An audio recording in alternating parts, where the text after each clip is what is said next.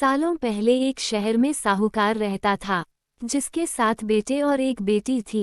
बेटी का नाम करवा था। साहूकार ने अपने बच्चों का पालन पोषण काफी शाही तरीके से किया था। सभी भाई अपनी इकलौती बहन को बहुत मानते और उस पर अपनी जान छिड़कते थे। उन्होंने उसकी शादी एक अमीर साहूकार के साथ एकदम शाही तरीके से शादी की। एक दिन करवा ससुराल से अपने मायके आई। सभी भाइयों ने उसका जोरदार स्वागत किया। उन्होंने पहले अपनी बहन को खाना खिलाया और फिर खुद खाया। इसके बाद सभी एक साथ बैठकर बचपन की यादें साझा करने लगे।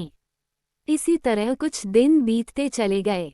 एक दिन शाम को जब करवा के सातों भाई अपने काम से घर लौटे, तो उन्होंने देखा कि उनकी बहन काफी उदास होकर बाहर बैठी थी। अपनी बहन करवा को उदास देखकर सभी भाई चिंतित हो गए।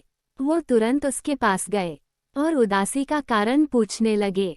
इस पर करवा ने बताया कि उसने अपने पति के लिए करवा चौथ का उपवास रखा है और चांद के इंतजार में सुबह से ही भूखी प्यासी है। जैसे ही चांद निकलेगा वो उसे देखकर अपना उपवास तोड़ेगी। ये सुनकर भाइयों का भी मन उदास हो गया। वो सभी करवा के इस कष्ट को नहीं देख पाए, खासकर उसका सबसे छोटा भाई, जिसे करवा से सबसे अधिक स्नेह था।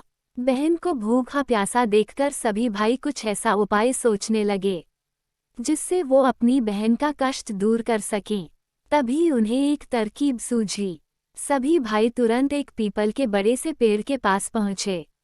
उनमें से सबसे छोटा भाई एक जलता हुआ दीपक लेकर उस पेड़ पर चढ़ गया और उसे एक छलनी में रखकर वहीं छोड़ दिया। इसके बाद पूरे गांव में हल्ला हो गया कि चांद निकल आया। करवा भी उस जलते दीपक को चांद समझ बैठी और जल्दी से पूजा पूरी कर अपना उपवास खत्म करने के लिए बैठ गई। जैसे ही उसने खाने का पहला निवाला उठाया, उसकी नज़र भोजन में पड़े बाल पर पड़ी। उसने तुरंत उस निवाले को अपने प्लेट से निकालकर दूसरी तरफ रख दिया। इसके बाद उसने दूसरा निवाला अपने मुंह में डाला। तभी उसके दांतों में एक कंकड़ आ फंसा। उसने झटपट उस निवाले को भी प्लेट से हटा दिया। इसके बाद उसने तीसरा निवाला अपने मुंह में रखा कि तभी उसे एक बुरी खबर मिली। करवा को पता चला कि उसके पति की मृत्यु हो गई। ये सुनते ही करवा पूरी तरह से टूट गई और जोर जोर से रोने लगी। कुछ समय बीतने के बाद उसे अपने पति की मृत्यु की सच्चाई का पता चला। उसे जानकारी मिली कि उसके भाइयों के कारण उसने दीपक को चांद समझ लिया था और अपना उपवास खत्म किया था।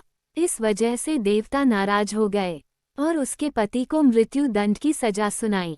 सच्चाई का पता चलने के बाद करवा ने अपने पति का अंतिम संस्कार नहीं करने का प्रण लिया। देखते देखते 1 साल बीत गए। करवा अपने पति के मृत शरीर के पास ही बैठी रही। वह रोजाना अपने पति के शव को साफ करती और वहां उगने वाली घासों को भी हटाती रहती थी।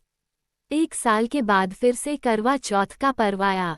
हमेशा की तरह सभी महिलाएं इस व्रत को करने के लिए एक साथ जुटीं। इसमें उसकी 7 भाभी भी थीं। शाम के समय पूजा समाप्त करने के बाद जब करवा की सभी भाभी उसके पास पहुंची, तो उन्होंने करवा को आशीर्वाद मांगने को कहा।